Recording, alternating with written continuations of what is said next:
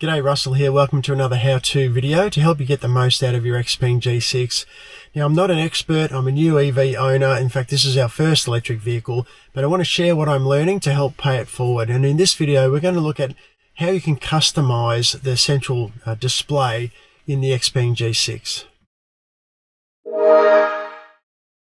Okay, so there's a number of ways that we can configure the display in the center here or customize it to your preferences.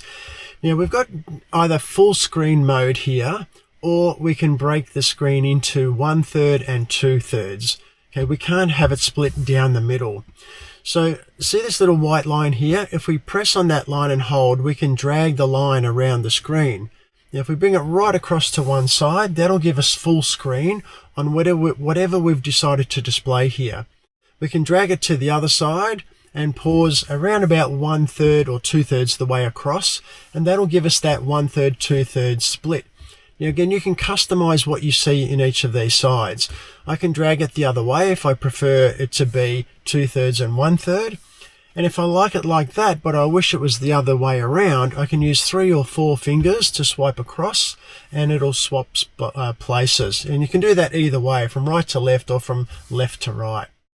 Now, the other thing you can do is press near the white line there to bring up some options here. Now, you may have missed that, but if we press near that line, just to the 1/3 side of the line, we'll see the little 3 dots.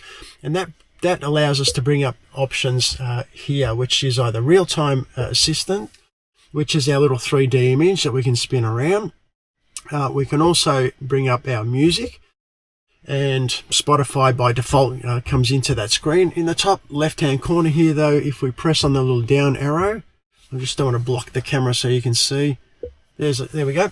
There's some additional options here that you can put into this section here in regards to music. So Bluetooth, maybe connect with a phone and use whatever music might be on your phone. You've got the radio and Amazon Music, etc.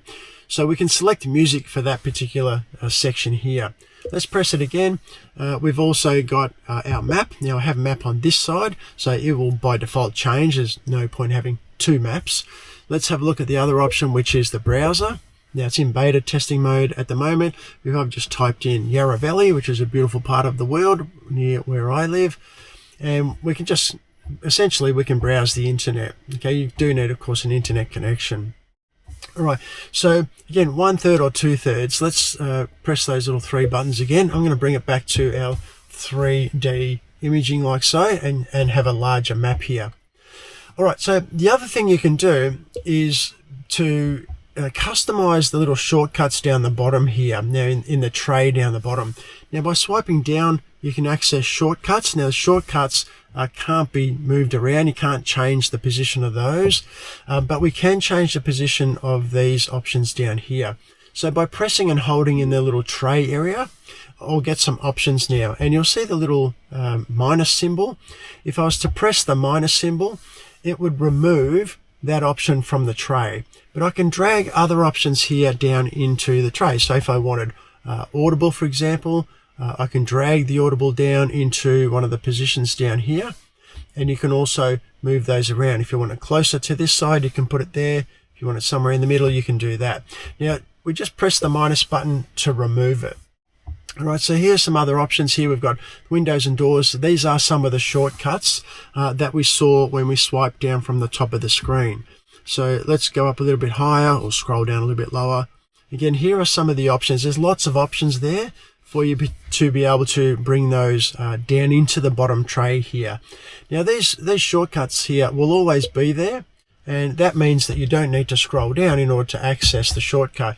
You can simply hit the button. For example, if I wanted to open the boot, and I'm doing that on a regular basis, I might want that option as a shortcut down here. So I can press the button and the boot will simply open with one touch. And you can see the little graphic indicating what's happening to the vehicle at the time.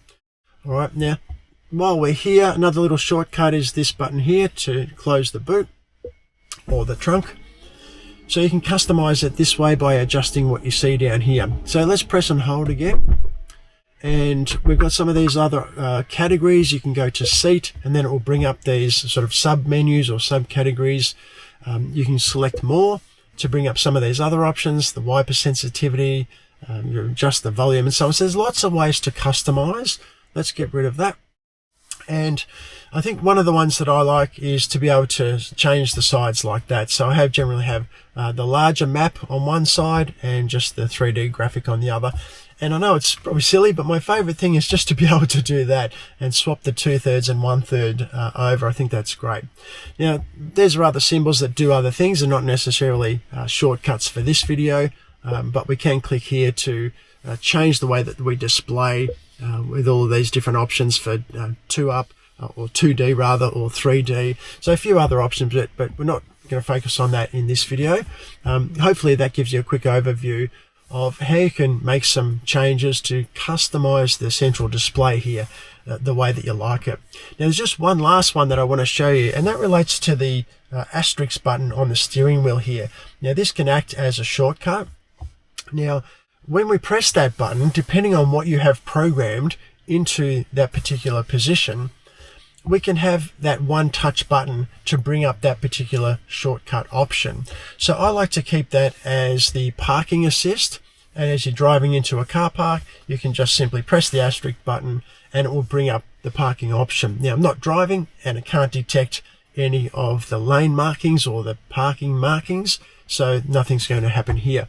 But you can adjust this asterisk button to a number of different options to create the shortcut that works best for you. Now to access the options to change the asterisk button, we go into the settings and we're going to go to drive. And if we scroll down a little bit to this section here, we'll see steering wheel shortcut. We press on that. We now have the little graphic of the asterisk button on the steering wheel, and we can assign any one of these shortcuts to that asterisk button. So I've got it based on the intelligent parking assist, as I was just explaining. You could have a shortcut to open and charge the charging port cover. You can activate and exit the lane keeping assist, or the lane centering control as it's referred to. You can turn the camera on and off, which would give us our 3D camera. And you can open and close the trunk or the boot. So if you're someone who was traveling on the freeways quite regularly and you use the lane centering control regularly, even though it's very, very simple to activate the lane centering control by pushing down twice on the right stalk, it would be even easier to simply press the asterisk button on the steering wheel to activate that lane centering control.